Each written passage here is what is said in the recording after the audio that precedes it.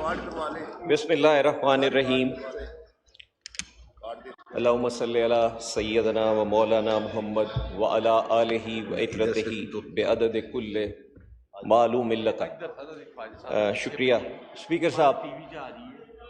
میں کیونکہ مجھ سے پہلے ہمارے فاضل دوستوں نے اس میں بڑی سیر حاصل گفتگو کر لی ہے، اور وزرائے کرام نے جو باتیں کیں اس میں سے چند کا جواب میں ضرور دوں گا۔ اسپیکر صاحب فاضل ہمارے انفارمیشن منسٹر نے کچھ چیزوں کا ذکر کیا۔ انہوں نے فرمایا کہ جو اپوزیشن بینچوں پہ بیٹھے ہوئے ہیں یہ اتنے ظالم تھے کہ انہوں نے چادر اور چار دیوار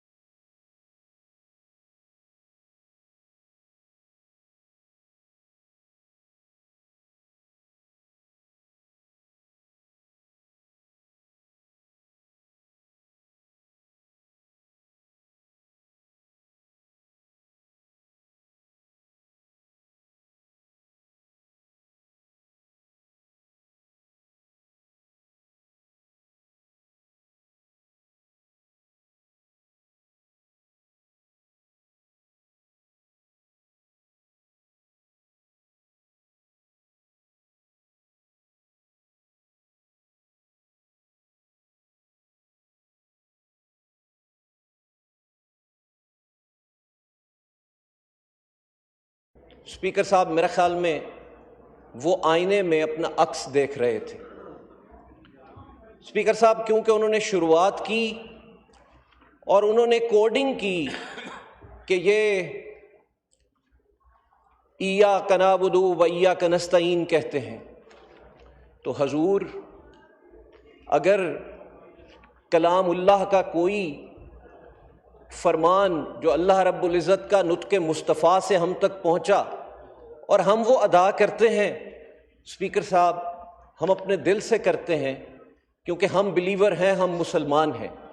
آپ بھی جو ادا کیجئے ہم احترام کریں گے، لیکن اس پہ اعتراض نہ فرمائیے۔ میری یہ گزارش ہوگی، 10 بستہ عرض ہوگی ان کی خدمت میں۔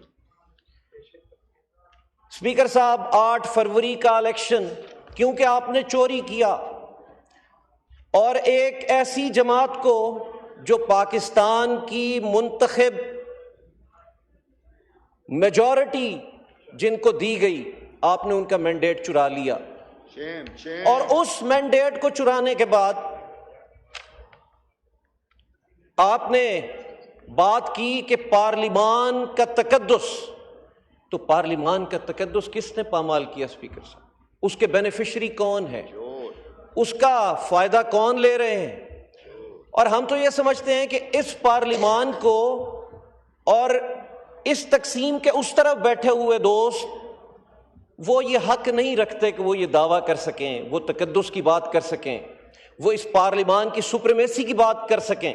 سر آپ نے تو اس تمام سپریمیسی کو اور تقدس کو روند ڈالا ہے، آپ نے تو اس کو تباہ کر دیا ہے۔ اور اب آپ کیونکہ اس پارلیمان میں آپ نے مینڈیٹ بھی چھینا اور اس کو آرٹیکولیٹ کیا، جس روز ہم یہاں پہنچے ہماری 94 نشستیں تھیں، پھر سپریم کورٹ نے اپوزیشن کی اس جماعت کو اس کی مخصوص سیٹیں دیں، تو آپ نے ان مخصوص سیٹوں پہ جو فیصلہ ہوا اس پہ عمل درآمد نہیں ہونے دیا، اور جو مینڈیٹ آپ کا تھا ہی نہیں اس کو ناجائز طور پر استعمال کر کے آپ نے آئینی بینچ تشکیل دیا۔ اس آئینی بینچ سے فیصلہ لے کے آپ نے ہماری وہ نشستیں بھی چرا لیں اور وہ بھی آپ نے غصب کر لیں، اور وہ 94 سیٹوں سے اب ہم 76 یا 77 ہے اسپیکر صاحب۔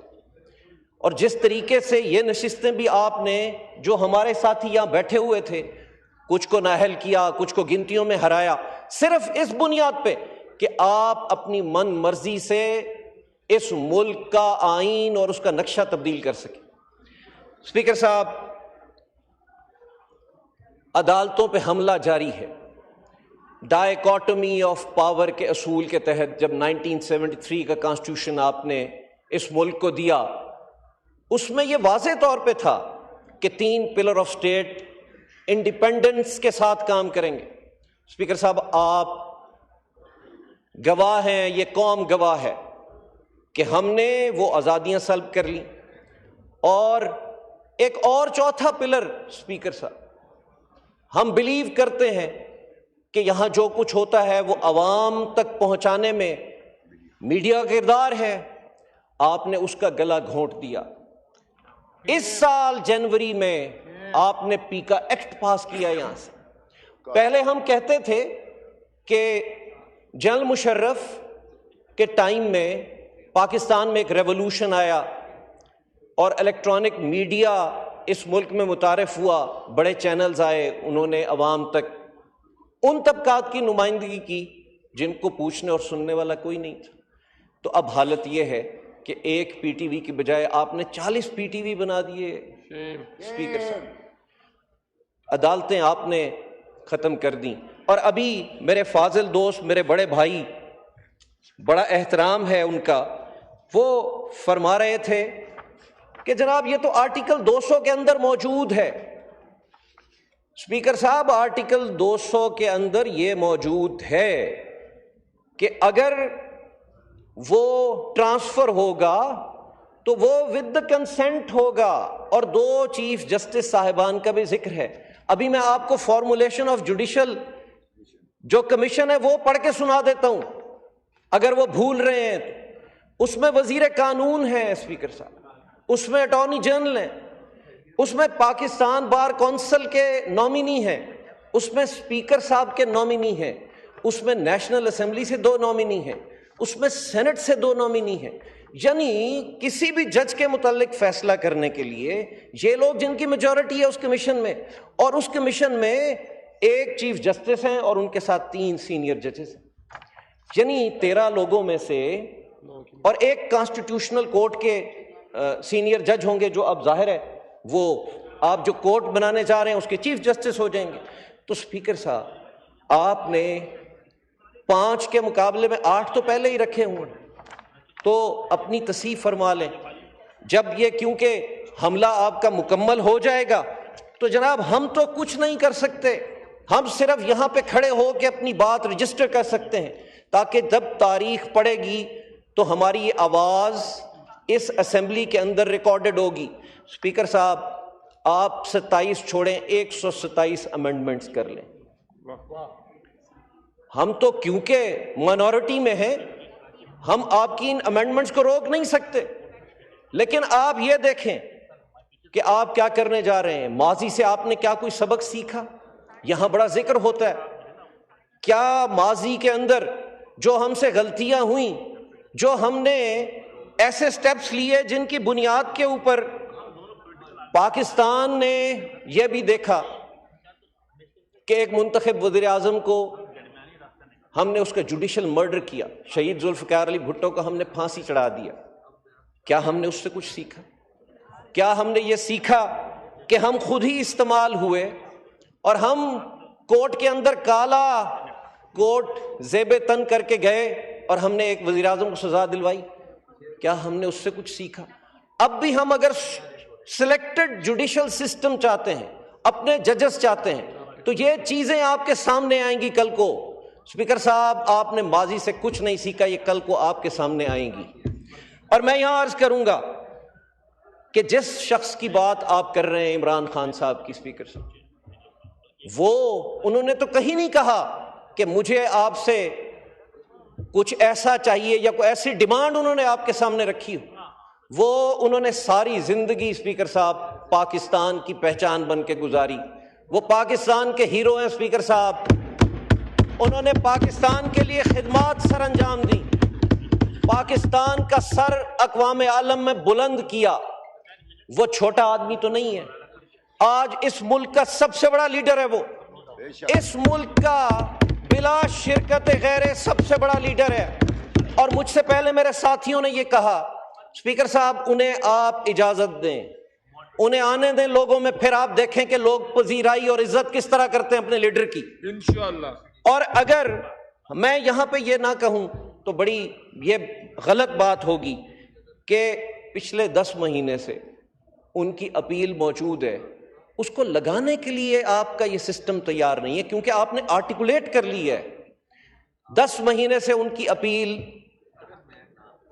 القادر کیس کی پینڈنگ پڑی ہوئی ہے، وہ سنتا کوئی نہیں۔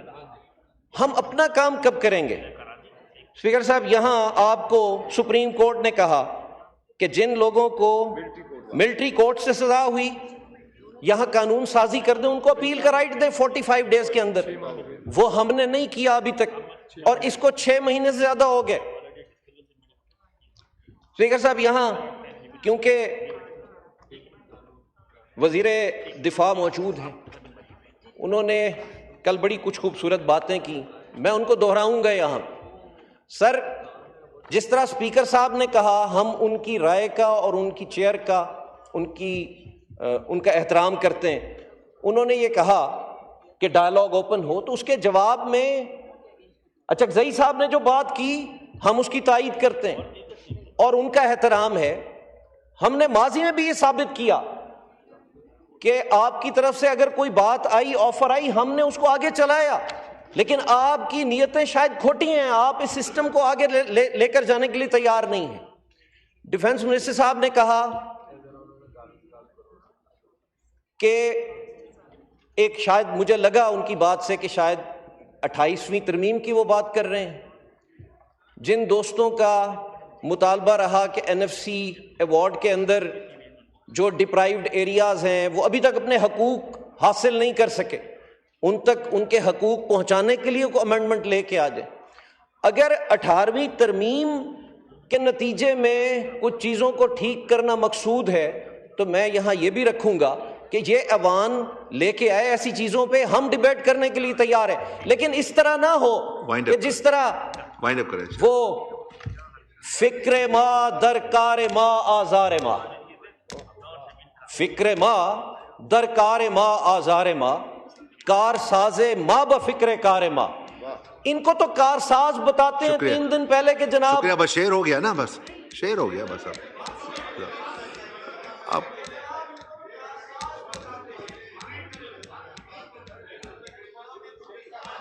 جی وائنڈ اپ کریں پلیز۔ اسپیکر صاحب، ان کو تو کارساز بتاتے ہیں کہ آپ نے امینڈمنٹ کرنی ہے۔ 18th امینڈمنٹ جب ہوئی، میں اس کا حصہ رہا، ہم تو تقریباً 9 مہینے تک ڈیلیبریشنز کرتے رہے اس کے اوپر، 9 مہینے تک بات ہوئی، 9 مہینے تک اسپیکر صاحب 18ویں ترمیم کے دوران ڈیلیبریشنز ہوتی رہیں۔ اس ایوان میں بیٹھی ہوئی ہر جماعت نے اس میں حصہ ڈالا اور آپ ایک نتیجے پہ پہنچے، آپ نے 18th امینڈمنٹ جو ہے اس پارلیمان سے پاس کی۔ اور اسپیکر صاحب، اگر 18th امینڈمنٹ 9 مہینے لگا کے آپ کر سکتے ہیں، یہ آپ کا کریڈٹ ہے، آپ کی جماعت کا کریڈٹ ہے، آپ موجود تھے، تو کیا ایسی ایمرجنسی ہے کہ اس ایوان کے اندر، اس ہاؤس کے اندر جو ترامیم آ رہی ہیں،